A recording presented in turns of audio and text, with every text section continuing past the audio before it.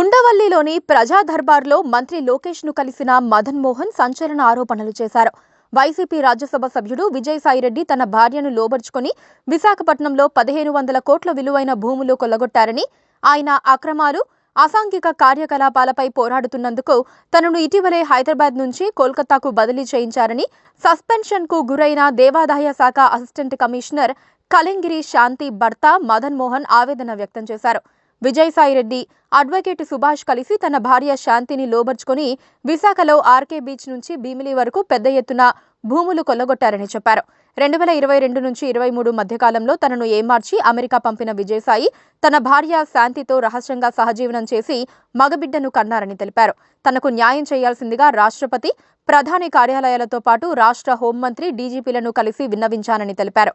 ఇప్పటి వరకు తనకు న్యాయం జరగలేదని ఆవేదన వ్యక్తం చేశారు. వైసీపీ ఎంపీ విజయసాయిరెడ్డికి DNA పరీక్షలు నిర్వహించి శాంతికి కలిగిన బిడ్డకు తండ్రెవరో తేల్చాలని లోకేష్ ను కోరారు. గత ప్రభుత్వ హయాంలో శాంతి అసిస్టెంట్ కమిషనర్ గా పనిచేసిన కాలంలో 20 కోట్లకు పైగా అక్రమాస్తులు సంపాదించిందని చెప్పారు. కుంచనపల్లిలో 4 కోట్ల విలువైన విల్లా, జగన్ ఇంటి సమీపంలో 3 కోట్ల విలువైన ఇల్లు, విశాఖ సాగర్ నగర్లో ట్రిపుల్ బెడ్రూమ్ ఫ్లాట్తో పాటు ఆమెకు విలాసవంతమైన కార్లు ఉన్నాయని తెలిపారు. విశాఖలో విజయసాయి, సుభాష్ తన భార్య శాంతి కలిసి కొట్టేసిన 1500 కోట్ల భూములపై విచారణ జరిపి బాధ్యులపై చర్యలు తీసుకోవాలని లోకేష్ ను కోరారు.